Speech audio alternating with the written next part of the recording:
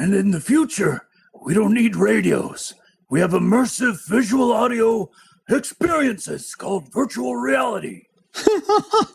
Well, if everyone's got one of these virtual whatsits, does anyone read or listen to talk radio anymore? Of course we listen, but for recreation, for fun.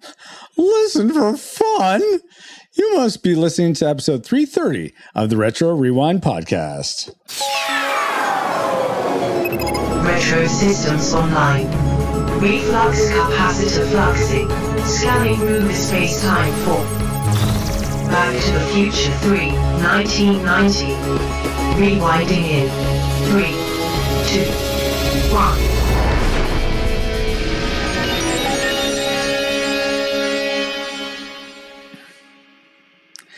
Welcome, Rewinders and new listeners, to the Retro Rewind podcast, where we take a fresh look at movies and games from 15 or more years ago. I'm your captain of the pod, Francisco Ruiz, and I'm joined by your XO and mine, Paul, my friend in time, PaulJPowers.com, Powers.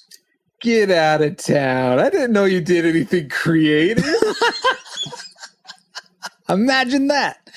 And also for this discussion of the film Back to the Future 3, we welcome back aboard Administration Officer of the Pod, Ashley Ruiz. Hey, Ashley. Aloha, all. Hello. Okay. Aloha. Yeah, not hola. I know how to respond. Do you? Yes.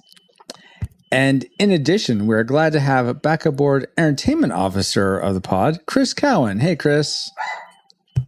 Hey, good to be here. Good to It's been a while. It has been a while. Absolutely. Great to have you back. I was starting to take it personally. I thought maybe you got lost in the space-time continuum. Right? There's nothing personal about it, Chris. We love having you on. I'm sad that it has been so long, but so glad you're back here now. I started wearing deodorant now, and now I'm getting more invites to things. Oh, so you know what? I hear that I think helps. that's helping. Yeah. Yeah. So. Wow. And now that you have a quick flyby of who we are, Paul, can you give us a quick overview of the production specs for Back to the Future 3? And I'm curious, you call it part 3, just 3. Maybe we'll find out here in a second as he gives us.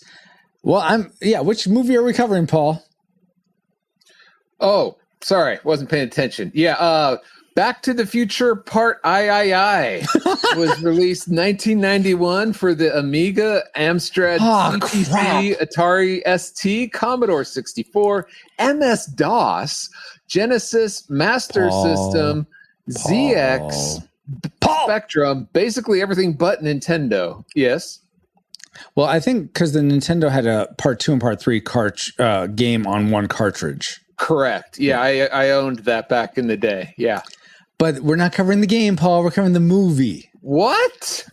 That could have been brought to my attention yesterday. Fine. Go back.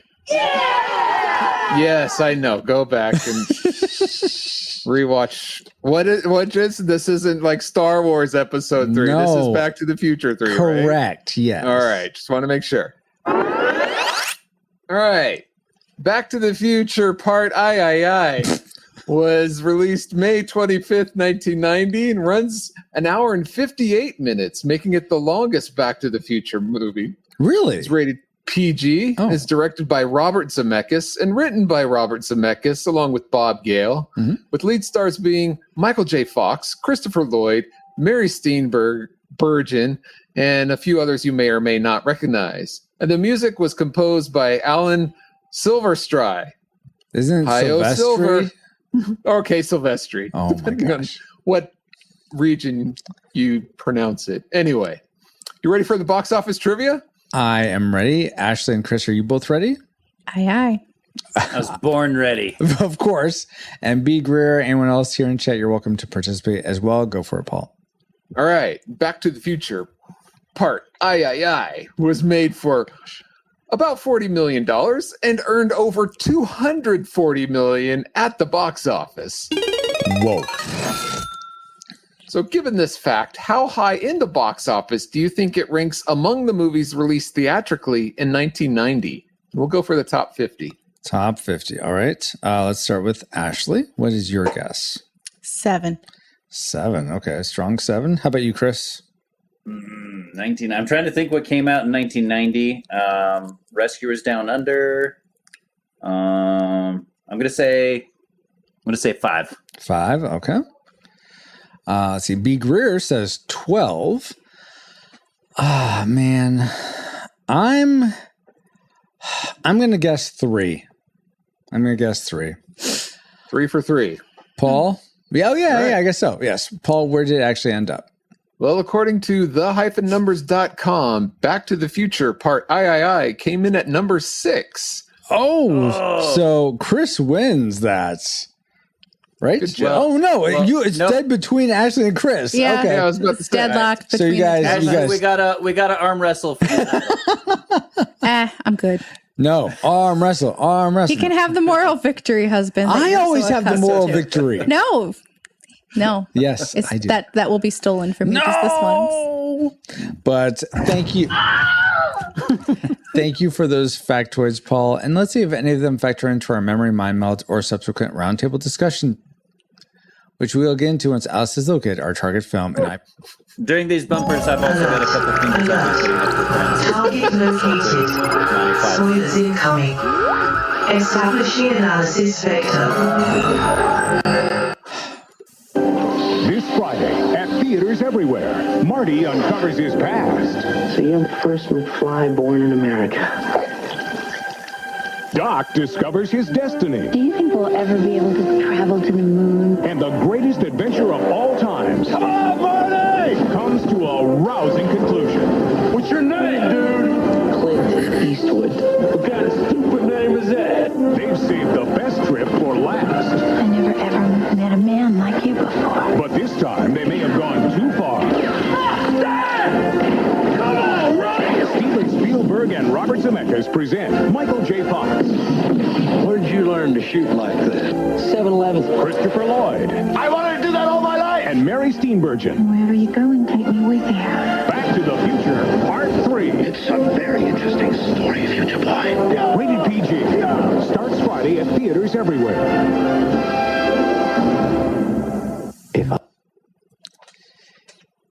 And yes, it is a very interesting story to us in the future. But what do we remember about this movie from the past? Let's find out. And as we merge our memories together in our memory and mind melt synopsis of Back to the Future.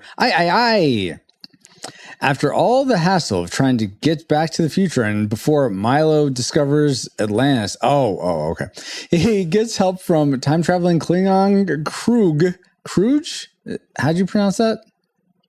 Great Scott. I don't know. Fine. Klingon Kruge to go further back in time to the Old West to rescue trapped Professor Plum. Oh my gosh.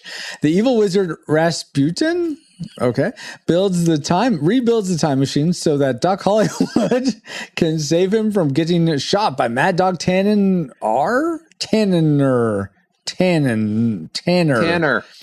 And his gang of frighteners. The deputy mayor of Spin City ensures his family ties by playing the roles of all his ancestors. Judge Doom falls in love with Ted Danson's wife at first sight, and a bulletproof stove cover saves Teen Wolf. Also, insert ZZ Top. Jim Ignatowoski ditches his taxi and steals a steam locomotive with the help of Alex P. Keaton in an attempt to go back to the future. Then Uncle Fester uses alcohol-soaked yarn spools to push the train to 88 miles per hour. But Elf's stepmom shows up on the train, and the evil wizard Murloc floats away with her on a hoverboard, completely ruining the whole reason why Stuart Little came to the Old West in the first place. Leaving them behind, Chance the dog goes homeward bound to 1985. And a flying time train at the end makes everything better. Wow. I mean, certainly some of that was correct, but all these characters were not in this movie, so this was obviously... I think I recognize a few of them. Decepted. Yes, but not these characters. Those actors, yes. Well, but based on those memories, as flawed as they were, what terrain did they lead you to predict for Back to the Future 3 before you rewatched it? Classic, nostalgic, and tragic.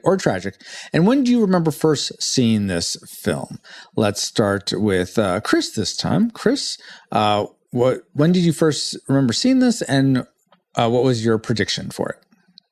Man, I mean, it's one of those ones that was on the regular rotation since I was a kid watching the Back to the Future. So probably, I don't think I saw it in theaters, but whenever it was available on VHS shortly after, it was immediately part of the regular rotation because those movies are just ingrained in my childhood. Yeah. And it's for that reason that I predicted that it would be a classic. Classic. Awesome. Let's see. Ashley, how about you? Same question.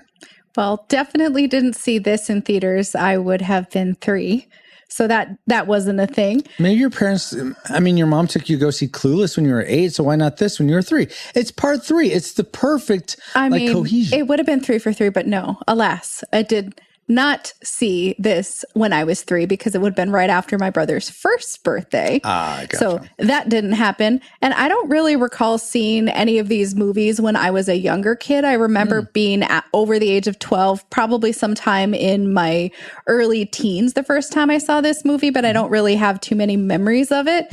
But I remember being a diehard Back to the Future fan somewhere in my later teen years when I was in college. And I remember buying the 3-disc box set thinking it was amazing. But this was always my least favorite, so I was hesitant to give it a classic. But, you know, given how optimistic I am about this trilogy and how I have nostalgia goggles for it, I bit the bullet and actually did decide to give it an initial rating of classic. Oh, your prediction of classic. Okay. Yeah. Paul, when did you first see this? And what's your prediction? Yeah, I remember seeing this in the theaters. I saw all the Back to the Futures in the theaters. Loved cool. it. And when it became available on home video, I watched it at home countless times.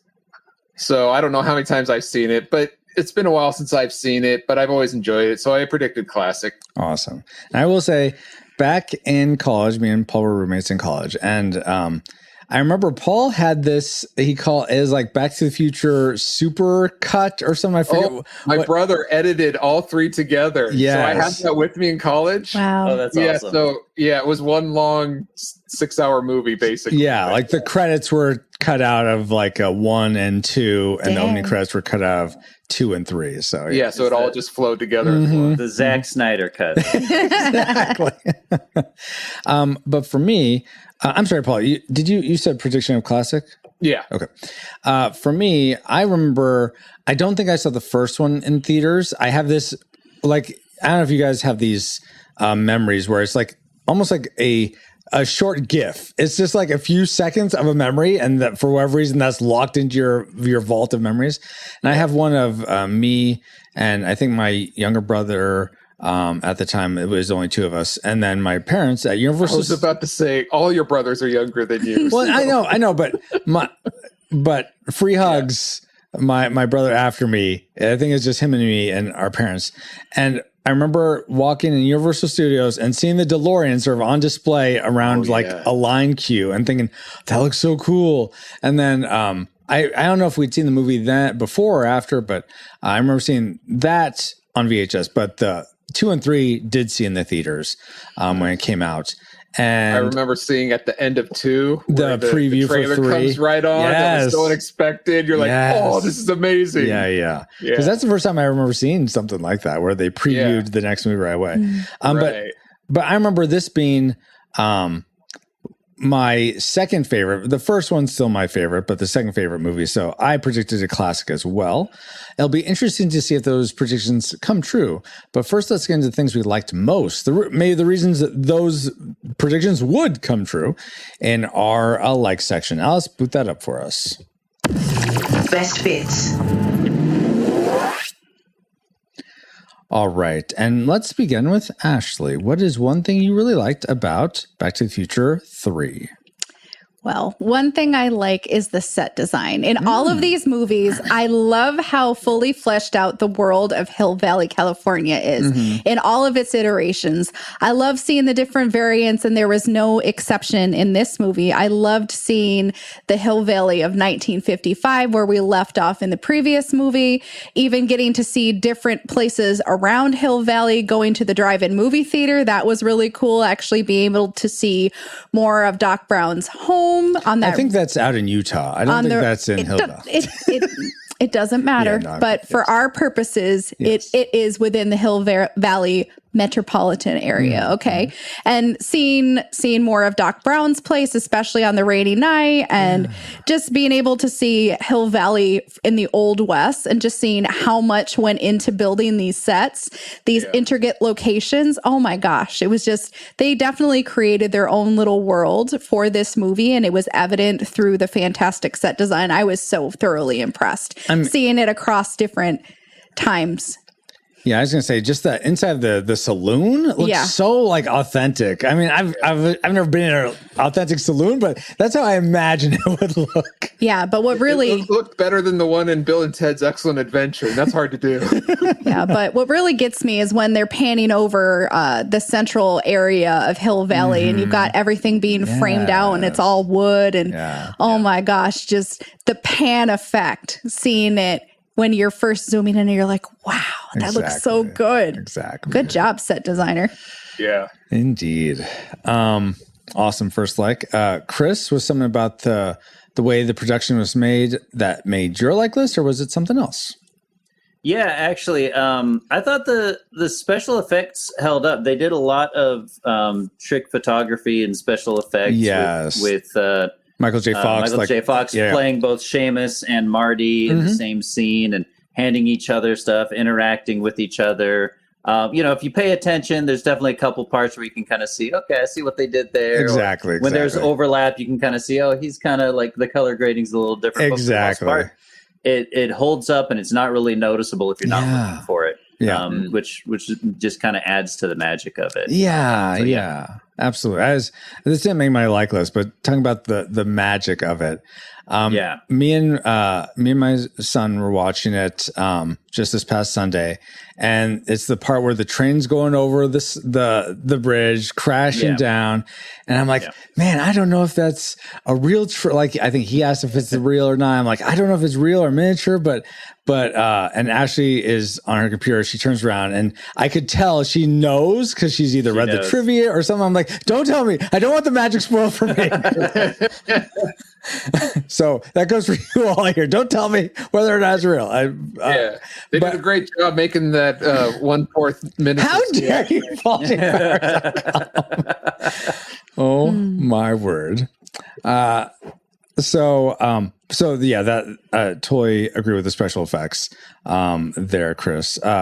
Paul, what was something special about this movie for you? Like I said before, I've seen this movie many times, and one of the things that I enjoyed is catching new things each time I watched it. This time I was able to watch it in the 4K, so I got to see a lot of the details that I may have missed before. One of the things that I don't think I noticed it I think I noticed it before, but like when Marty gets up, for example, when he gets knocked out and he wakes up in the McFly farm. Yeah. And then he gets out of bed. He does a double check to see if his pants are still on as a callback to the first movie. I didn't notice that. Yeah. There's a lot of subtle things, but like this time I noticed that I hadn't noticed before. After Buford Mad Dog Tannen shoots Doc's hat off, there's a little bullet hole in the middle of Doc's hat. Oh, really? From that point forward, in the front and the back, you can see where the bullet hole went through. I never noticed that. Okay. Right. And something else that I noticed this time is that at the end of the train, the flying time train, the front of it is built like the Nautilus submarine from 20,000 Leagues Under the Sea. Oh, that's cool. Okay. So I didn't notice that. That's awesome. Yeah. So there's a lot of little hidden nuggets. I mean, yes, it's Back to the Future, and in all the movies there's hidden nuggets, but this one continues that, and even more so. Yeah, absolutely. Awesome. For me, the thing that you guys, I feel like, are looking at very specific things, which is awesome. I'm going to have like a macro view. One of the things that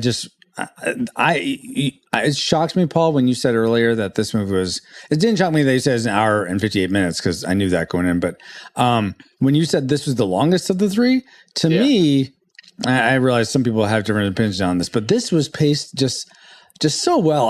There was never a dull moment for me. There's one dull moment where Marty, it's like a gratuitous butt shot. And he's like, You talking to me, Tim? Yeah, he's doing all this like Clint Eastwood stuff, which is humorous, but it's like on subsequent viewings, I don't need to see that over and over again. So I feel like they could have cut that. But everything else is just paced so well. I like it so much. It never feels like, okay, can we get on the next thing? So I was so bothered by that I rewound to watch it several times to make sure my eyes weren't fooling me. Yeah. I imagine. I was so indignant. Yeah, I did it 10 times just to be sure. Yeah. Is that a bottom double? Is that a prosthetic? Is that prosthetic? Yeah.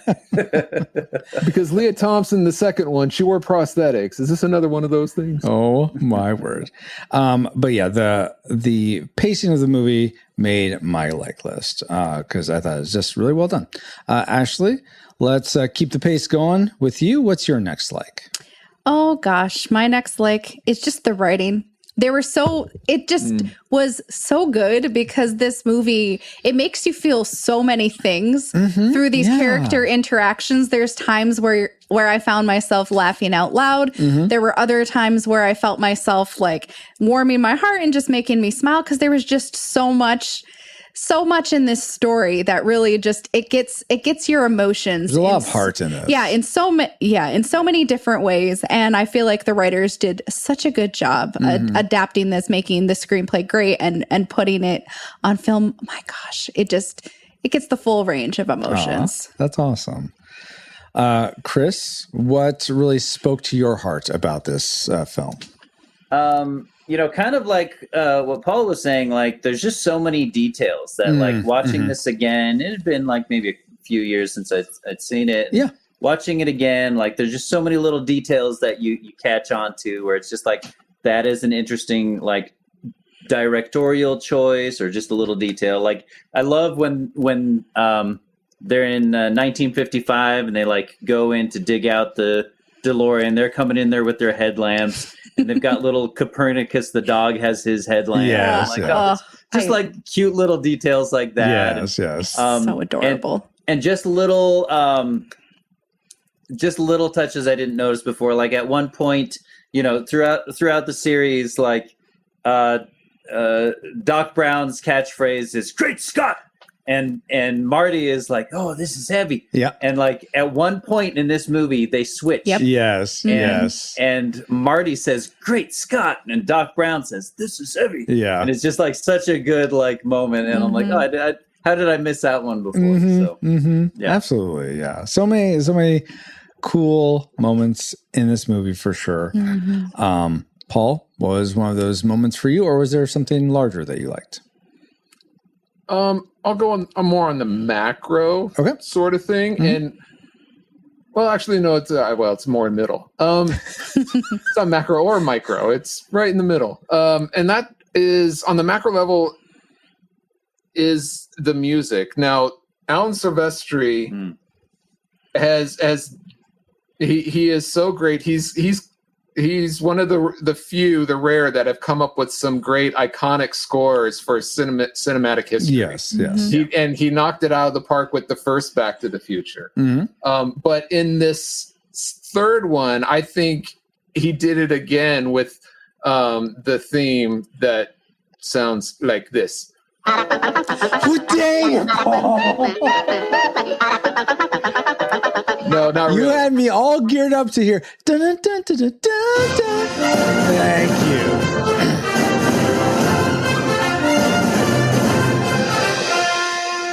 Yeah, that one. That's another great theme that just I think stands alone on itself. That Alan Silvestri again knocked it out of the park. It seemed. I feel like it borrows in the best way from.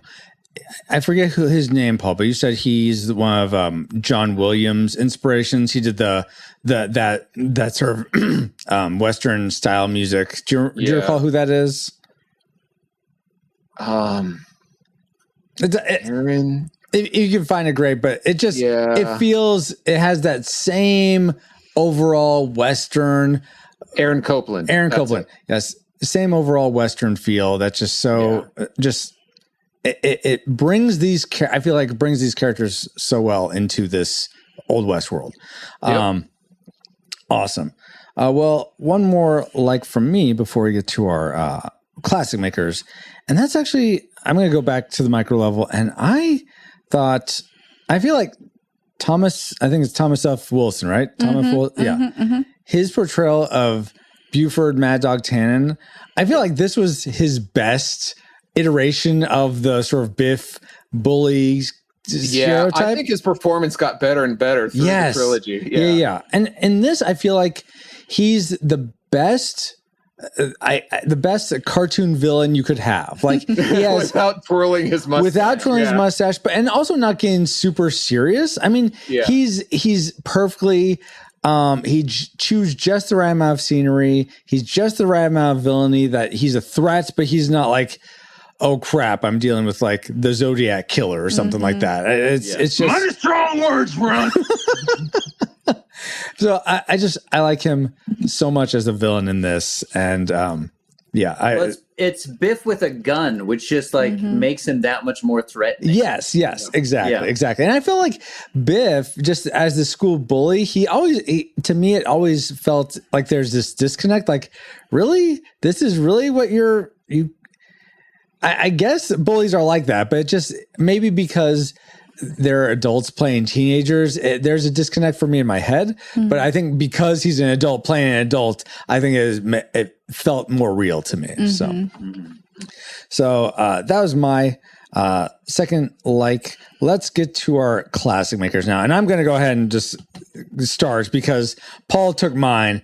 It's the Alan Silvestri Western adaptation of Back to the Future themes into this. It's just, I enjoy it so much.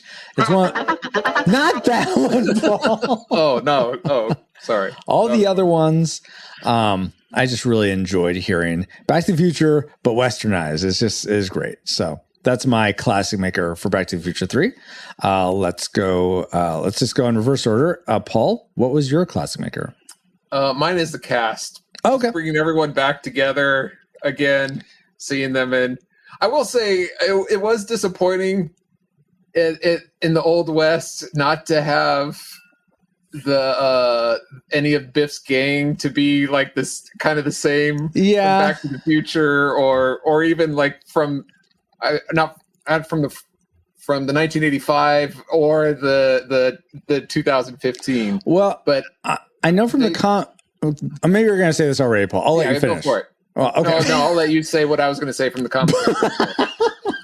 I know from listening to the commentary in past, didn't do it this time, but I just remember this detail, is that when you get at the very end of the movie and Marty and Jennifer are driving. They're racing against needles. They're racing against needles. Yeah. Yeah. All the three sort of B characters with needles are one from each of Biff's crew from the future, the Old West, and 1955. So that's super fun. I think Billy Zane wasn't one of them. Yeah, Billy Zane wasn't one of them.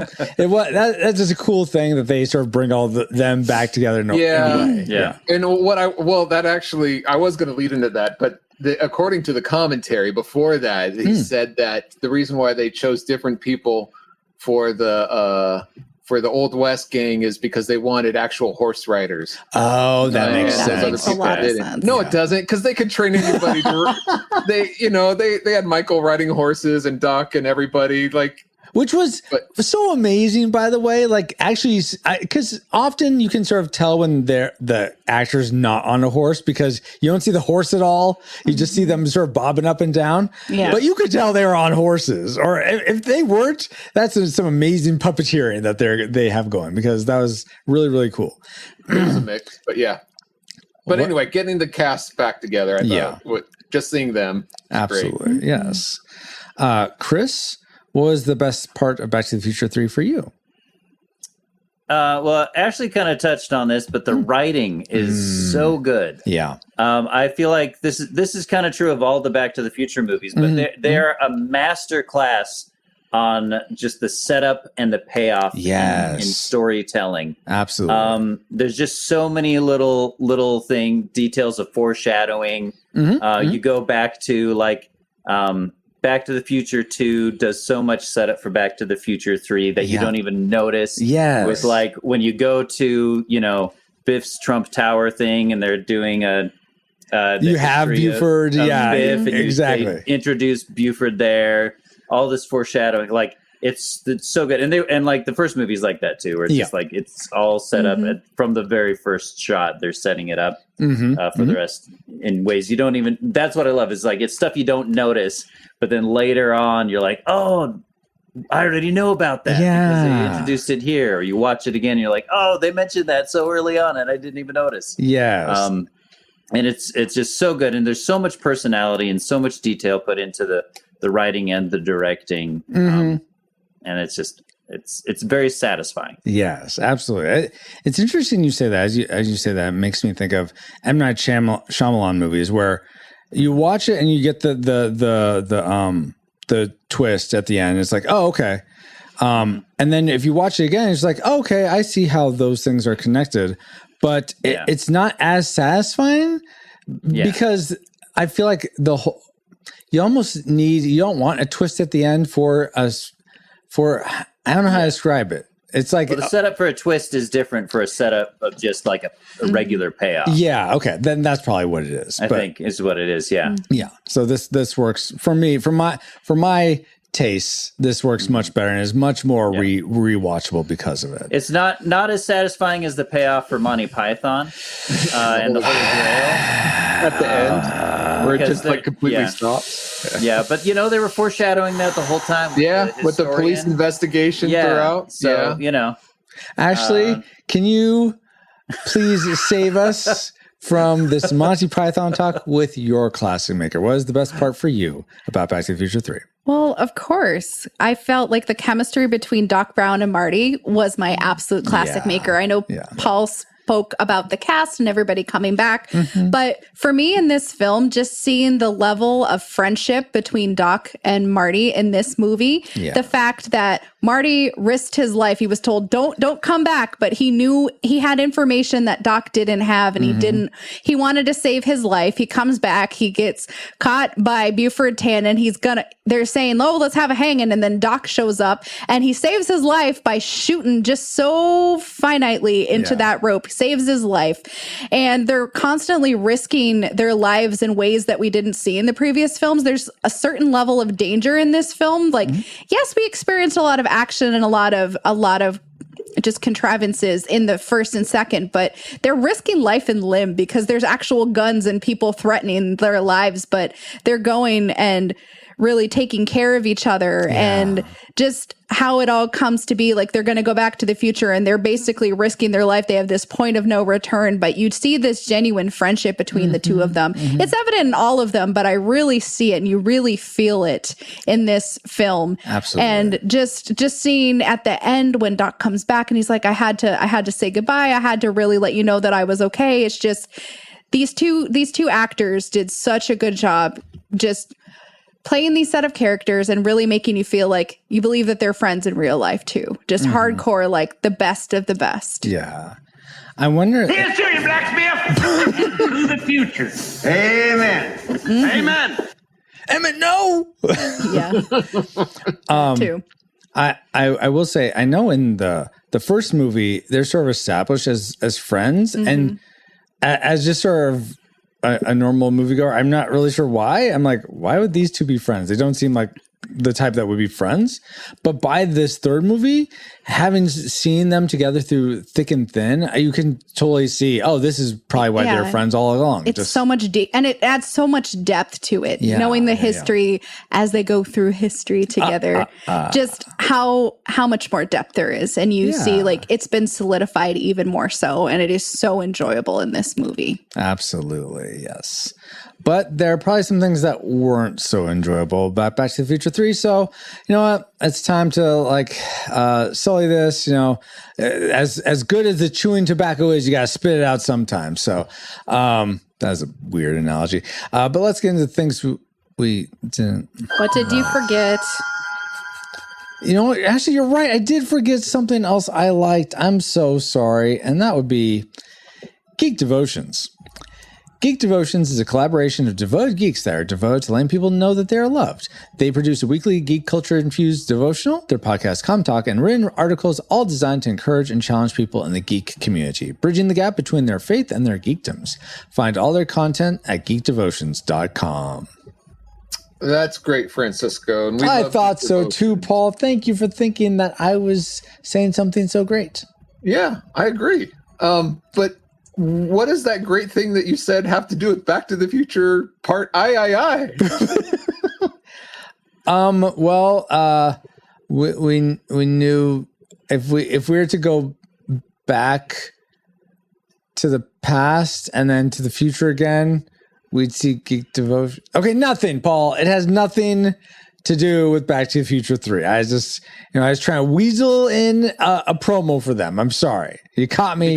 Because their devotions take us back 2,000 years to the birth of Christ and Christianity, and it is because of that we know we have a future. Exactly. See, yes. See, Chris did it way better than you. Why didn't you think of that, Francisco? Well, that's why we invite Chris on. Because I'm not quick on my feet like some of you guys. I just work here. Maybe next time workshop it if you're going to forget. And remember that you forgot. I was going to say, how could he workshop it if he forgot it? Hold on, guys. But he'll remember that he forgot. I got to get some aloe vera right now. But, all right. So it doesn't have anything to do with Back to the Future 3, Paul. But how about some trivia? Would you like some trivia about Back to the Future 3? Yes. Okay, awesome. So, did you all realize that director of photography for all 3 Back to the Future movies, Dean Cundey, he's cinematographer for a lot of John Carpenter movies. Some of you may know John Carpenter is one of my favorite directors, so he's done lots of those. He did Jurassic Park. He's done Steven Spielberg movies. He's a fantastic cinematographer in my book. Anyway. Watch out, Dustin Warford, because he's a big deal. But Dean Cundey made a cameo in Back to the Future 3 as the clock tower photographer, which is sort of like a very tongue-in-cheek thing or a punny thing because he's director of photography. He's doing photographs at this event. I thought it was very funny. Yeah. But with that in mind, if you were to make a cameo in Back to the Future 3 that had an Old West corollary with your current job, what would that cameo look like? What job would you be doing as sort of in the background, as a background actor or artist or anything like that? Let's begin with Paul. Well, currently I work for health insurance, so it would be kind of funny, I think, to see, all these people, these townspeople visiting, talking to Marty. If someone was there as like an insurance scam person, like a life insurance or something, like before he goes, yes, in duels. Do you have term life, Clint Eastwood? Yeah, before this duel. All right, that's funny. Ashley, how about you? I don't know that there is any one-to-one translation for having a cameo role to what I do now, because women were really limited in what they could do in the Old West. And I mean, I work in a elementary school cafeteria. I don't know that such a thing existed back in the Old West. I think they'd probably just throw me in the saloon and I'd be like one of those saloon gals. I think that's the closest thing that you could say. I was about to say you could help Dr. Quinn, medicine woman. Yeah, I don't know that there's a whole lot then. And if that's my corollary, then I don't even want a cameo, because I don't want to be in the saloon, because those outfits that they put those broads in, it's like they didn't even have like real tops on. They were wearing like their undergarments and then a big bustle skirt. And it's just like, I get you're trying to make it ankles. Yeah, exposed ankles, and you're trying to make it easy on the clientele, but goodness gracious, I'm good. I honestly would have thought you would be like that butcher character, because you're making meat meals or you're helping out at the school. Because I don't know. That's what came to me. It's like, what am I going to take Clara's job and make sure that she falls into the canyon? She left. She's gone. She went back to the future. Well, no desire to stay in the Old West. All right, I'm good. I'm good working at the elementary school cafeteria. Very fair. And even if I was still in my other job, it's not like a woman would have been like doing a lot of things in offices and whatnot. It would have been mostly men at that time. So unless I'm working at the McFly farm, like being like a lady in waiting in some weird type of weird situation. I don't know what I'm waiting. Yeah, just like helping. The medieval. I know. I'm just saying. I'd probably be married somewhere on a farm, doing who knows what. Because if you know, there's not a ton of women doing a whole lot of things. It's just standing around with their men gawking at things going on. They're either in the saloon or they're in the background in a crowd with a bunch of men.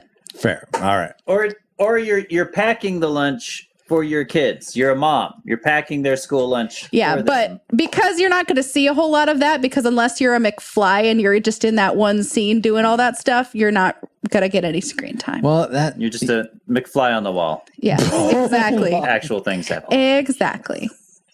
Chris, how about you?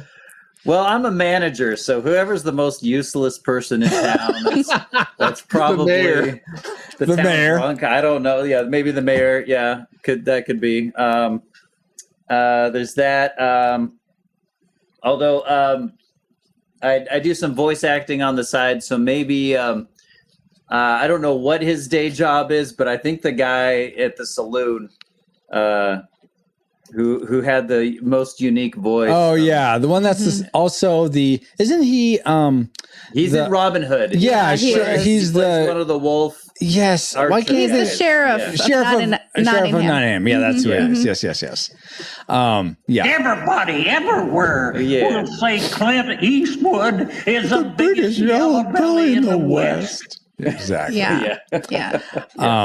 Okay, so they'd be one of those characters. Be him. That'd be awesome. I'll just be him. Very, very cool. Awesome. Great trivia, Francisco. Thank you, Paul. Wait, Francisco, what would you be?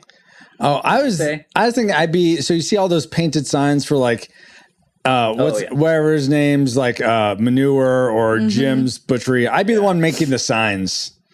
I think that's what I would do. Watch out, manure guy. Francisco's gonna paint your sign. Oh my goodness. That works for me. Indeed. So great trivia, Francisco. Thank you, Paul. And now that we've all had some trivial fun, let's find out what memories you, our rad rewinders, had about Back to the Future Part I. Let's do it. Starting with Jeff Eames, he says, it was different from the other two, but it was still good and I enjoyed it. They blended it well with the other two movies. Indeed. Jeremy Shields says, this was the only movie in the franchise I didn't see in the theater, despite it also being a surprise teaser at the end of Part 2. I had no idea this was coming in a pre-internet world. Going to Back to the Future 2 gave me two teasers that thrilled me. This and Teenage Mutant Ninja Turtles. Oh, nice. Kristen Rich Victor left a gif of Tannen saying, I hate manure.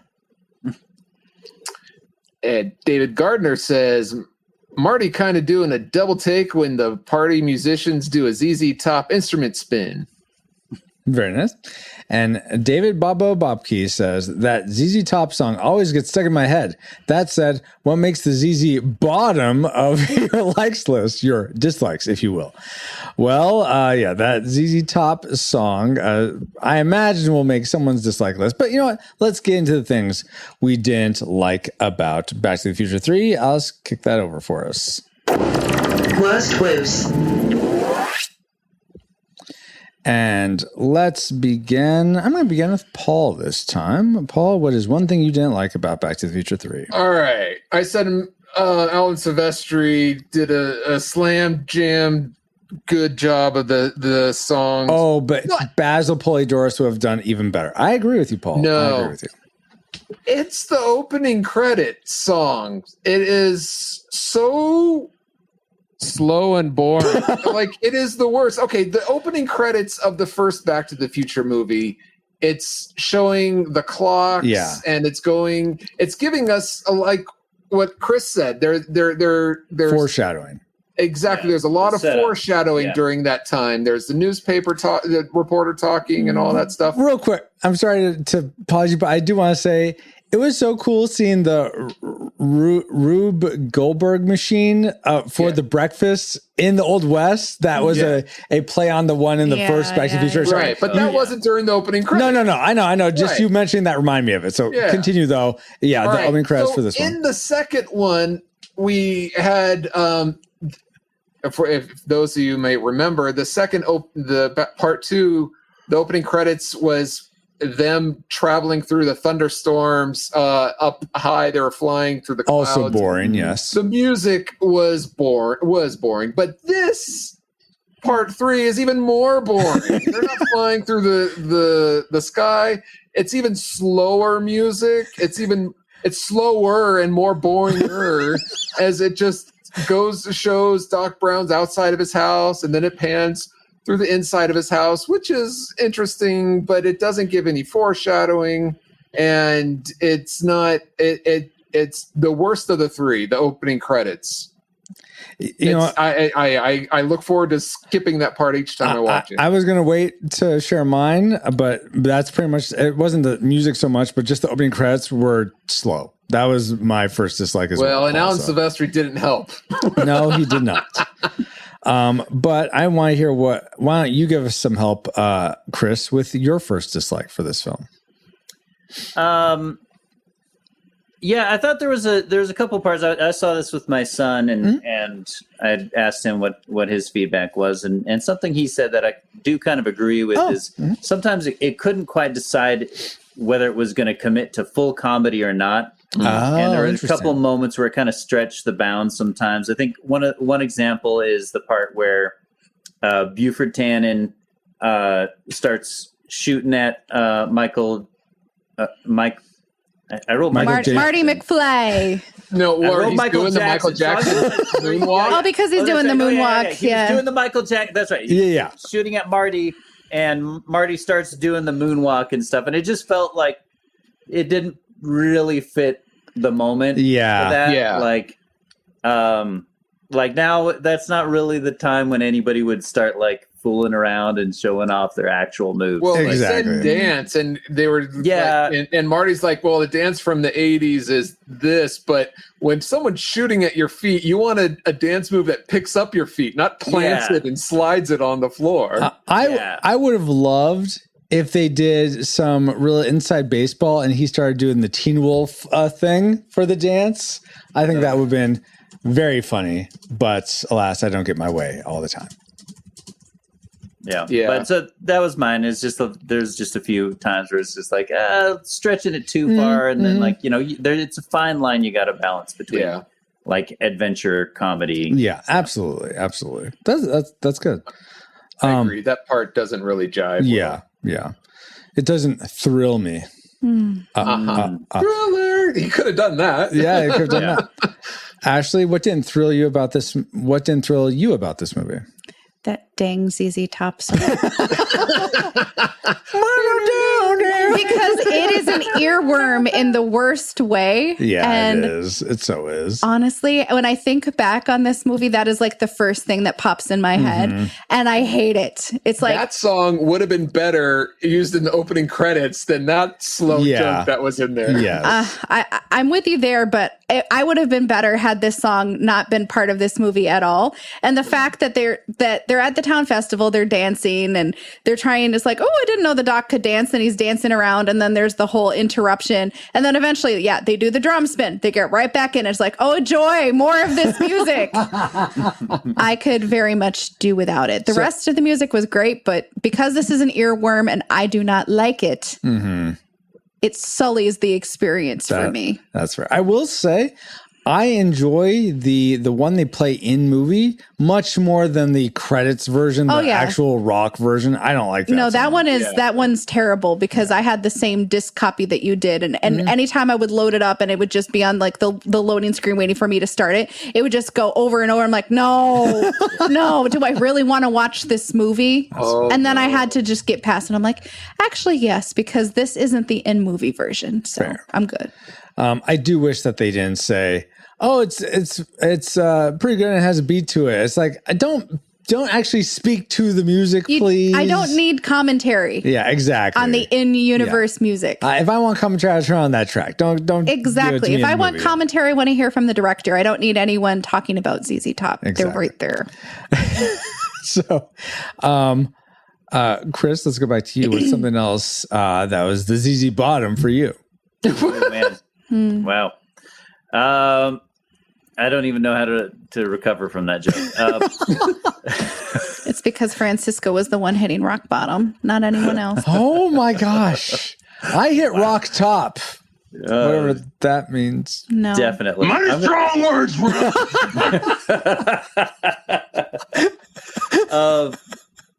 I just honestly, I thought that I was a little bit concerned about some of the choices some of the main characters made in terms of safety.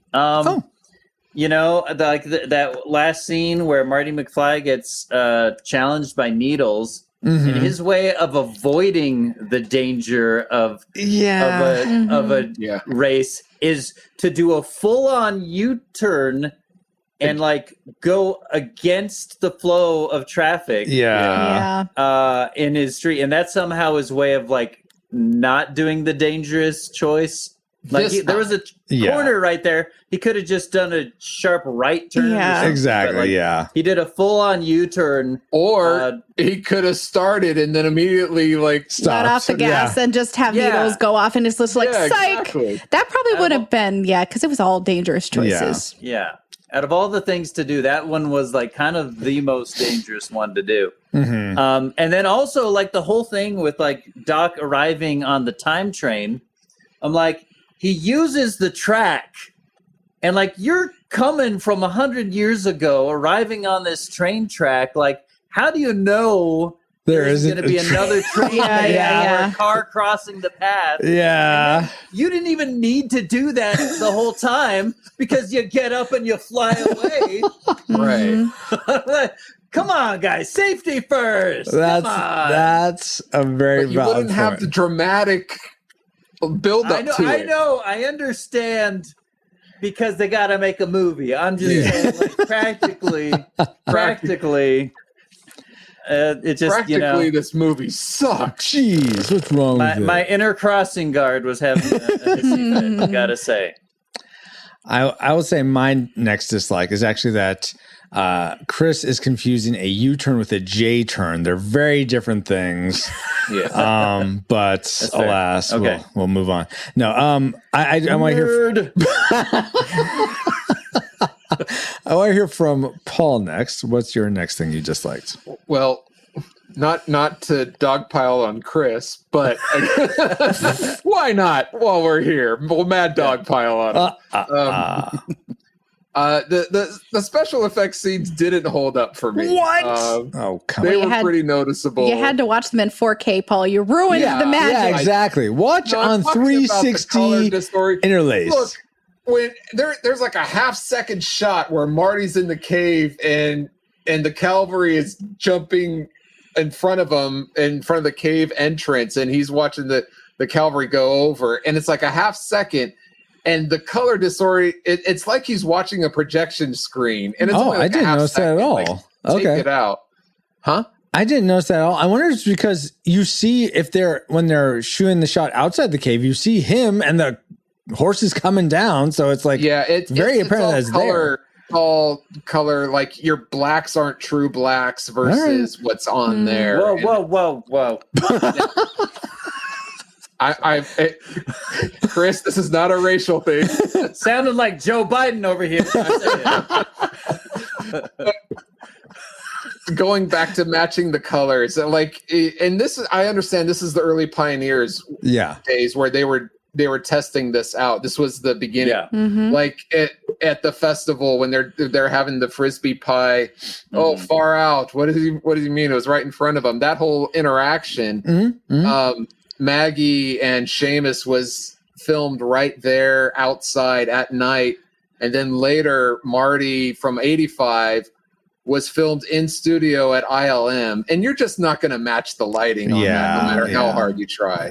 But they didn't know that back then. Exactly. So, these days you could, because you get this sort of like, I don't know, they use some sort of like reflective ball to like somehow understand what the lighting, all the lighting situations are. Helps. But yeah. But so a lot of the special effects didn't. It was just too noticeable and pulled me out. Okay. But tell me you enjoy the lightning on the car effects when they travel through time. Always. Okay. All right. 3D animation is almost always better. That's all I need. Okay. Let's see. Ashley, how would you like to Mad Dog pile on Chris? I don't know that I need to. Okay. Then what's something else you disliked? Well, something that I just did not like. I'm not a fan of Westerns. I knew this. I know this. I know that this was pertinent because it got stranded in 1885 and it's a completely different world. But the whole environment of the West and all of this, I'm like, oh, it's tropey. It's doing all the cliche things that Westerns do. That's what makes it so good. In the opinion of some people, but that person is not me. I am not one of them. I honestly could do without this probably movie just being a Western in general. It has a lot of entertaining moments, but the fact that it's set in the Old West and it's got so many of the tropes of the Old West, I could do without it. Is there something killing me, Smalls? Is there something a Western could do that, like, what things does a Western need to do for you to like? You said it's not exist. Next thing you know, you'll be telling us you don't like Three Amigos. She stopped watching Three Amigos 40 like minutes halfway through. 40 minutes in. Okay. I just no point. So hurts give my you heart. Context. What's being that's all right. Fair. But okay, Ashley, that's a fair thing. I mean, I don't like.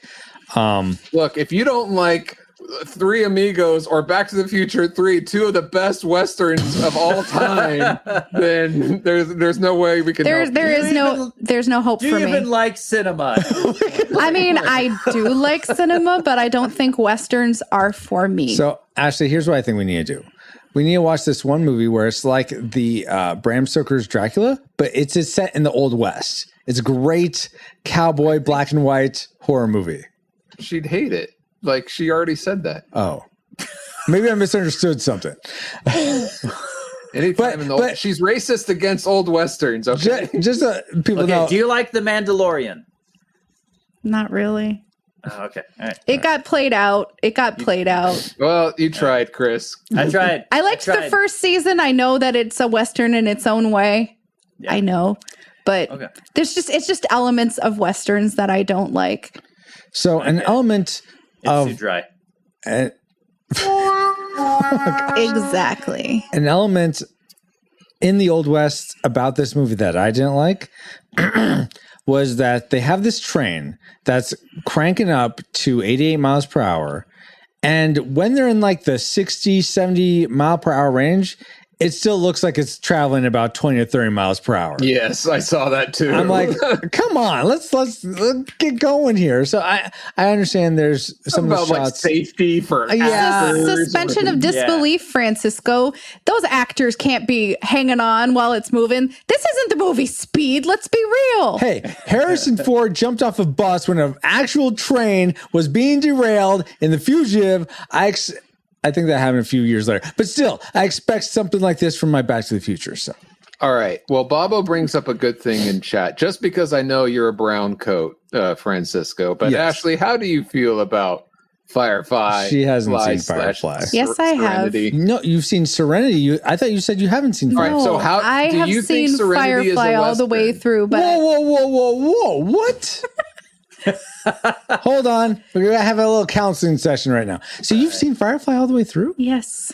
Oh, I thought you've only seen Serenity. Been brought to my attention yesterday. Clearly, you don't listen to me when I say that I have seen it, but I don't really have much of a memory of it. I actively remember watching the first 2 episodes. I have seen it all the way through because it's a very short-lived series. Yeah. And I have seen Serenity. Mm-hmm. Okay. And it doesn't do much for me either. Yeah, no, that's fair. Oh my gosh. It just is what it is. I think what I value that you how do you say it? Like you're not entitled to your own wish-washy. opinion? You don't like Westerns, and that's just the way it is. It's not like, oh, well, this Western, I fudged it a little bit for this one because of this actor, or I fudged it because of this trope. No, it's Western. Just don't like it. And that's the way it is. And I appreciate that. I just Not don't to beat a dead Western horse. Yeah, not to beat a dead Western horse. Let's change that saddle. Let's do this. Yes. And let's go to our tragic makers. The worst things about Back to the Future 3. I'm going to let Ashley start us out. Well, tragedy that for me, this is the weakest film in this entire trilogy, and that is my tragic maker. I feel like it's the weakest, and I absolutely hate that it ends a beloved storyline. So it's kind of like a twofold thing. For me, it is the weakest in the 3, and I also hate that it ends it because I would just want it to go on forever because I love the characters. I love the time travel tropes, but I hate that it ends in mostly a Western, but I'm glad we get out of there. But I'm also sad that it just ends the beautiful franchise that is Back to the Future. That the story ends here. There's actually 2 alternate timelines where this continues. One is in the video game that later came out, not the one that was on the Sega Master System. Okay. But it continues the story, and the comic books and the cartoon series, right? The cartoon series. I was about to say, but the cartoon is not considered like canon. Oh, okay. But the other ones are. The other ones are not really considered canon either, but they're more canon. Like they're more likely to be considered canon because they're more in line with the story. Bob Gale, the Apocrypha. Bob Gale, the writer, has given his blessings on. This can be one of the possible. But he spits on the animated series, which he was executive producer of, and everything was okay with. So talk about the creator hating the creation. Just write me the checks. Sure, that you make a cartoon series. That's fine. And we've got a whole Frankenstein's monster situation with that, I guess. My word. Yeah. No, so, what have I unleashed? But for the movies, you're right. This ends here, and they're not going to make a fourth. At least those who are involved right now are not. But by the time our grandchildren are alive, or having their grandchildren, the studio might do something. They'll just use AI to resurrect the dead actors and make a fourth one. Yeah, it just makes me sad that like it's the finite end as we know it, and I hate that it ends with a film that I consider to be the weakest. Not everyone feels that way, but for me, for this to be the last entry in its filmography makes me sad because it's not my favorite film. I feel like it is the weakest of the 3, and for it to be how that ends with the weakest film, it's just kind of like a small letdown. I feel that way. I mean, it's a little different, but I felt that way with Karate Kid 3, like before we got Cobra Kai and everything. And I felt like, I wish this was the weakest more of the 3. Exactly. At least it's not 4. Fair. All right. The next Karate Kid. Paul, why don't you tell us what your tragic maker is? All right. My tragic maker is the problem that Doc has thinking fourth dimensionally. You're not thinking fourth dimensionally. Got a real problem with that. He has a problem of thinking because he tells Marty, I gave you explicit instructions not to come here, but to go directly back to 1985. But his 1955, his younger self knows he sent him to the past. So he would be expecting him to come. But that wouldn't happen until he was actually there, though, Paul. No. Because no, the photo of the grave shifts as you're going. So I think... Okay. So, going with the shift, just like Einstein and Jennifer shifted from the Hell Valley into the normal one, Doc Brown of the future, his older self, would have shifted in that knowledge as well. And I think he does. I think he just still is disappointed because even though he knows he's there, he may not know why he's there. No, because he's surprised when he's looking at the tombstone. Oh, yeah. In the back. He would have known that because his 1955 self, which predates him, would have known that. Yeah. Exactly. Yeah. All right. That's fair. So, Sorry, guys, you're not sticking to your own rules. Lighten up, jerk. Sorry. The rules are only rules when it works. When it's convenient. When it's convenient, right. yes. I mean, I never thought about that before. Happen. What was that? Was that Chris? I said that way the movie can happen. Yeah. Exactly. You have to yes. Well, I mean, it could have, because I was thinking if Doc Brown 4 knew that, then he could have taken the DeLorean and not hid it in the cave, just use the gas that was already in that and go to the future himself. But him already knowing that, they could have introduced Buford Tannen still shooting him, and Marty would still have to go back and save, and him going back there actually prevents that from happening. He couldn't have gone to the future himself though, because the time circuits were damaged in the lightning. So yes, he had gas. He should have saved the gas. Yeah, but he couldn't have. Yeah, because he would have known that Marty would have ripped the fuel tank. Yeah, exactly. So no, he wouldn't have, because only his future self would know that. Anyway, oh yeah, so by that time, he wouldn't. Yeah, he should have expected Marty and the death. Yes.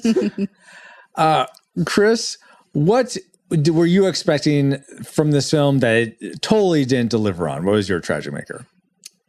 I don't know if it's an expectations thing for me, but I would say just go with the segue, okay? I was expecting so much more from this movie.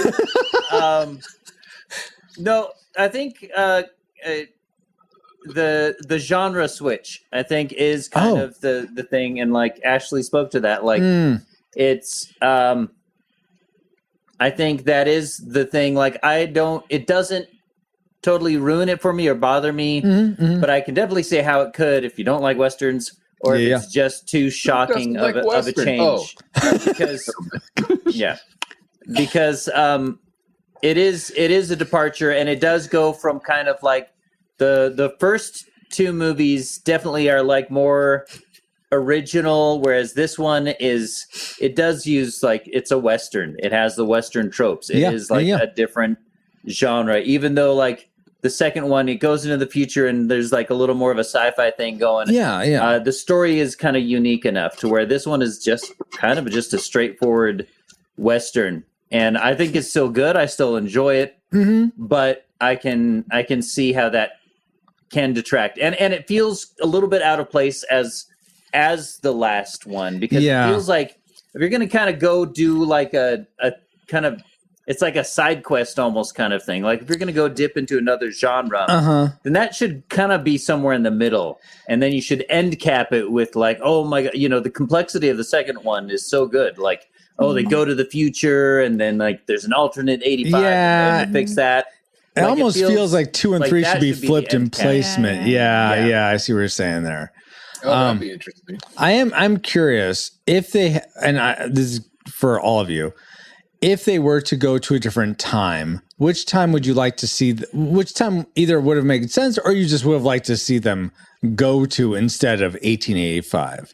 I like the Western. So okay, so Paul wouldn't have changed it. Ashley, do you have a thought on where especially since you don't like Westerns? Yeah, I'm not a fan of the Old West, but I feel like we spent enough time in 1955 that I didn't need to see it again. Honestly, even though we went to the future, I don't feel like we spent a whole lot of time there. It would have been cool to have something happen again to go back there. But honestly, I don't know how they would patchwork all of that. I can't wrap my brain around how I would like insert this part here and rework this here to make it work. And honestly, given where this movie is in the filmography, like how would you work Clara back in and how would you do all this stuff? And as much as I don't like the Western tropes, I feel like that the last like 15 minutes, it does have a nice send off, even though the overall movie has a pacing and just a feel to it that I don't like. And because it's weak, I don't like it. Gotcha. How about you, Chris? I would say, well, it just occurred to me now, like, because they kind of did the like 30-year kind of, they established that pattern. So what if they'd done another 30 years prior to 1955, 1925, like get involved with gangsters? Were they really? Yeah, they were going to go in the 20s, the Roaring 20s with the gangsters, cool. and they were going to focus on, instead of Marty's family, it was going to be Doc's family, with the speakeasies and all that. Oh wow, okay.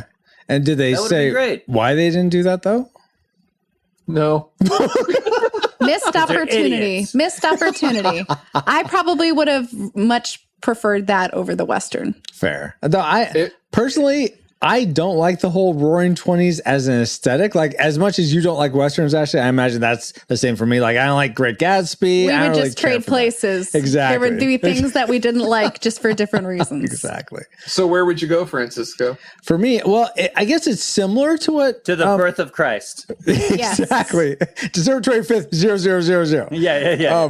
But you would have been disappointed. Similar to you, though, Chris, I think I was thinking it would have been cool to see Doc Brown as a boy, and maybe he has this infatuation with Clara, or this girl that he's like, oh man, and he totally gets like dumped. But this allows him to understand how he could have do something with Clara later, who he meets somewhere else. I don't know how that works, but I just would not have framed it in the Roaring 20s. Maybe framed it more in like the Dust Bowl or the Great Depression. I think that would have been a bit more interesting. The Depression was the 20s. That's what ended the Roaring 20s. But not the Roaring 20s. No, it was the Roaring 20s. Wasn't 29 the stock market crash? Yeah. It was you have both. the Roaring 20s, and then the Depression put immediate stop to Okay, so 35 then. So what would that be? That's too far. That's 20 years instead, but whatever.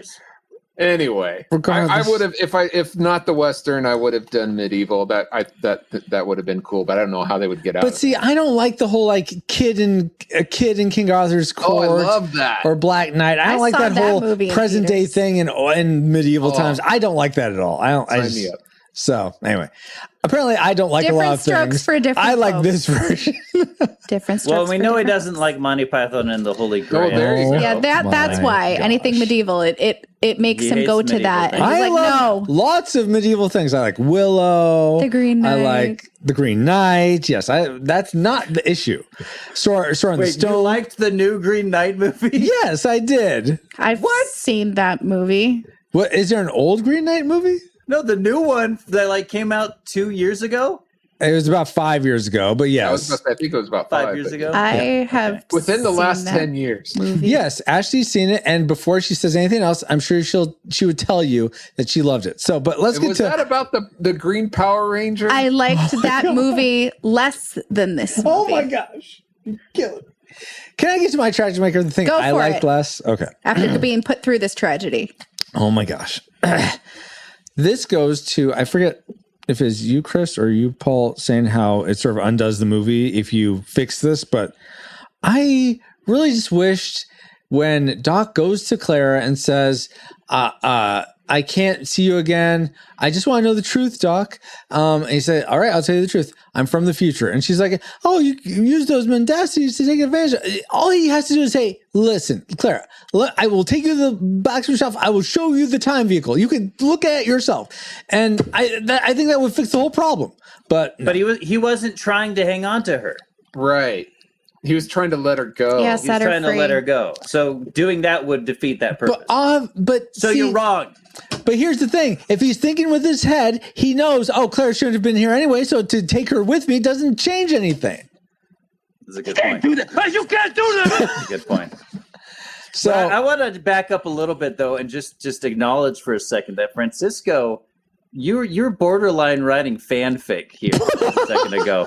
I just want to highlight that for a moment. You talked about going back to the Dust Bowl area, going to Doc Brown as a child, and you had a pretty elaborate story. He had his heart broken as a child, and that taught him what he needed. Yeah, this is what he does. He writes his fabulous fan fiction, and if he cares enough, he will insert whatever fiction he has into this iteration. Wait. The tragedy, you're tragic maker of this film. The worst thing about this film is that Doc Brown doesn't show Clara the time machine. Yes, and I mean, you miss out on all the escalation, the climax of is Clara going to be saved and getting to Doc? That you miss out on all that. I understand this. So you think the rest of it is just a letdown? No, I just hate that this is a easily solved problem that is just glossed over. That's my. It's a movie. They're going to blow it out of proportion and make it ridiculous because they need to save the lady at the end. Guys, it's my classic. It's my tragedy maker. Okay. All right. Yeah, and it's tragic. Just know your opinion is wrong. Oh my! I would tend to agree. It's important to me. Francisco, do you find on more than one occasion that you think the frustrations of women can easily be solved by showing them or explaining something simple? No, do you think women's frustrations can be solved by showing them a vehicle? Yes, husband. Solve all my problems by showing me the time machine. Please put me out of my misery. Make it so make all I sense. have to do is buy a DeLorean? Oh, well, this is easy. Okay, here we go. With what money are we buying a DeLorean? You got a mountain. I can rent a DeLorean, and it won't cost nearly as much. So I'll rent one. Oh yeah. Problem solved. So every time we get in a little scuffle, I'll just is this 1-800 rent a DeLorean? Yeah, I need one right away. Yes. Yeah, give me the Francisco discount because I'm a repeat customer. Try to do this in the future and see if it can be that reductive and solve all your problems. No, not my problems. Your problems, Ashley. I'm thinking fourth dimensionally. I'm sorry, I didn't mean to get you in trouble. Oh, he'll get himself in more. Don't worry. Wow. As he does. But Here's to you, blacksmith. now, To the future. Amen. Amen. Evan, no. Francisco, no. But now that we've all entered our trajectories into the targeting computer, Alice, you have a firing solution for us. Firing solution complete. Rating salvo armed and ready to fire on your mark. Do we rate Back to the Future a classic? We'd recommend anyone go see this, whether or not they've seen it before. A nostalgic, it's worth seeing again if you remember enjoying it. Yeah, definitely watch it again. You'll have fun. But if you've never seen it before, pass this one by. Probably just watch the first one. Or do we rate it a tragic? It's not worth anyone's time today. If you've never seen it before, keep it that way. And if you have seen it before, don't sully any good memories you have of it with a rewatch. So let's begin with our guests as we like to. Ashley, you had predicted classic, but I'm really not sure where you're going to land on this, given what you said about in the dislike section. But what is your final rating? Well, this is going to surprise you, but my final rating is classic. Whoa. I care not for Western tropes. But the cast, these characters, you fall in love with them from movie one all the way to the end. You can't watch just the first one or the first two. It's a box set. You can't just isolate it and just watch one or two. You have to watch all three of them to have the full experience. And even though I like this one the least, it is an epic piece of cinematography. It is a classic through and through. You can't separate it. It is part of that trilogy. And honestly, it wraps everything up with a bow. And it's classic. Even if there's things that I don't like, and I very much dislike Westerns, the characters save the day. And I wouldn't write this movie away because you'd be separating it from its family. And you can't do that. Yeah. Well, I will say I'm disappointed, Ashley, because you ruined my joke. It wasn't going to be a good joke, but I thought if you're going to say if it was like nostalgic or tragic, I was going to say, well, maybe instead if they made it in Japan. All the best stuff is made in Japan. Sorry, I spoiled that. Word. No, that's fine. No, that's great. Classic. Chris, you had predicted classic, but did it fall for you at all, or did it stay there? Oh man, it was real close. Not at all. Oh, okay. No, I mean, Back to the Future is like one of, if not my favorite trilogy. It's so good through and through. And this is, like Ashley said, this is part of it. This is part of that family. It might not be the best of the three, but it's a solid movie on its own, and all three are classics, and this one's no exception. Awesome. Very cool. So 2 classics so far. And before we go to our to me and Paul, go to you, our reflex capacitors, the people that support this podcast. Thank you so much for your support. And you get to vote on these movies and games we cover as well. And you rated this a classic also. So we have 3 classics now. Shocked. Yeah. Well, maybe, Paul. So did you rate this? You had predicted classic, but given that you're shocked by that, do you rate this lower? No. Rated a classic. I'm shocked. Yeah. I was going to say, just like Chris was saying, but Back to the Future, the first one, is one of my favorite movies of all time. It's in my top 3, and this is part of that. So it's a classic. Star Wars: A New Hope, Princess Bride, Back to the Future. Yeah. Okay. Good. Wow, I'm impressed. You've been listening. Well, it used to be Princess Bride at the top, but yeah. For most of my life, Princess Bride was my number 1 movie. Right. Ashley, were you about to say something? I'm sorry. Oh no, I was going to say the only shock people have right now is that I rated it classic. Yeah, given how much grumbling I did about it. I am shocked by that, but delighted as well. And hopefully I delight you, good listener, with knowing that I too predicted classic, and I too rate this a classic movie. It was very fun. Like I said, I was just like enjoying. So for those that aren't aware, I probably most of you, I will usually write my notes as I'm watching the movie. Like, okay, I like this, I dislike this, but probably just as much as me falling asleep in a movie or watching at 2x speed. I don't watch the movies at 2x speed. That's only Indiana Jones, Young Indiana Jones Chronicles. I can attest to this, given that I am right here. He doesn't watch movies at 2x speed for the podcast. No. But if I fall asleep or there's disobedient child, you have the makings of a tragic movie. The flip side of that is that if I don't take notes during the movie, like I'm just so invested in just watching the movie that I don't take notes and have to think of things after, that's probably going to be a classic. So that was the case for this film, very much so. So all that being said, according to the Retro Rewind podcast, we rate Back to the Future Part 3 a unanimous classic film. We recommend anyone go see this, whether or not you've seen it before. Though I will say you probably want to see the first 2, otherwise this one may make not much sense. Don't do it out of order. Yeah. Don't do it. But now it's time to get back to our own time. Good old 20XX. 20XX? ComSat online, awaiting incoming transmissions. Feels good to be back, but we wouldn't have been able to travel back to 1990 or 1885, depending on how you think about it, to begin with, if it weren't for our amazing reflux capacitors, namely Deborah Powers, Geek Devotions, Drew the Cellcast, Ashley Reeves. Oh, you're right here. Kennethan, Fabulous Lomax, That's Our Baba, D. Tungsten, Daryl Hafner, Cool Deluxe, Dustin, He's a Big Deal, Warford, Flux, Redeemed Otaku, in addition to 2 other awesome patrons as well. Thank you all so much for keeping the gigawatts coming. And if you want to help keep us flying and get bonus content for your generosity, head over to retrorewindpodcast.com/support to start. Great Scott! If my calculations are correct, then this stream is sponsored by PaulJPowers.com.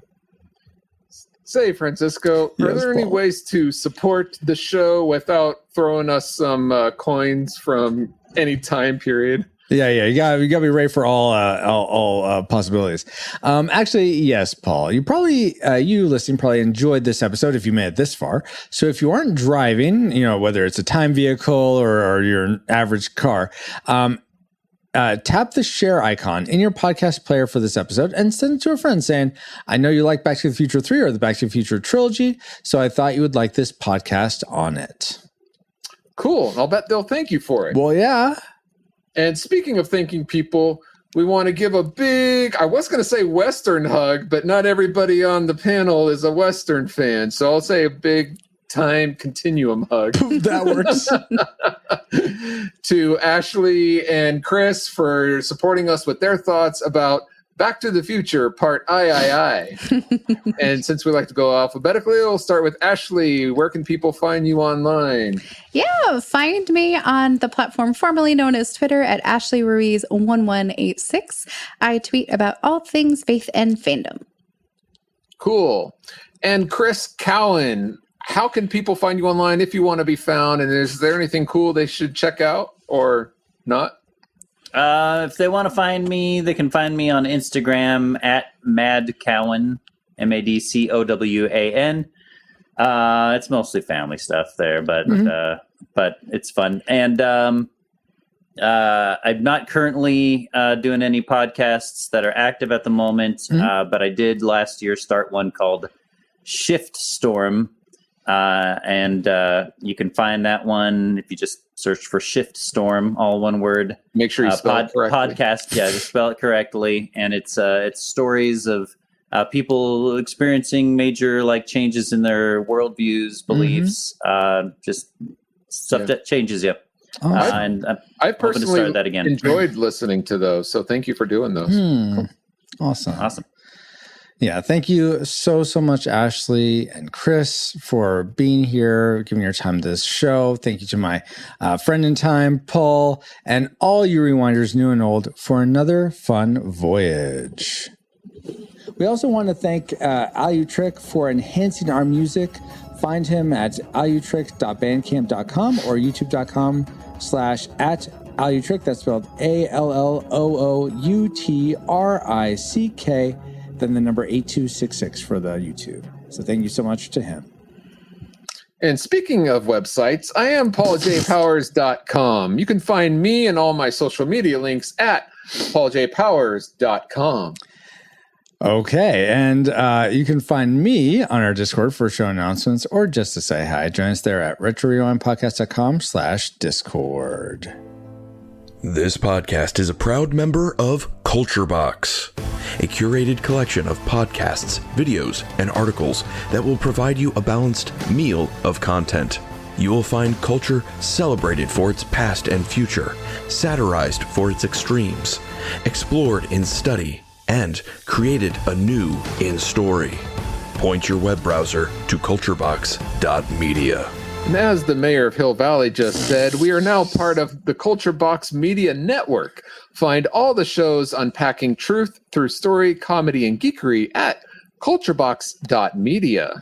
Thank you, XO, and thank you for listening. We pray you are more joyful today than when you first hit play. But like a Pokemon, we gotta catch you all for Spaceballs. It's a Spaceballs. Our next adventure on the Retro Rewind podcast. Retro Rewind mission complete. Proceed to base to await next mission.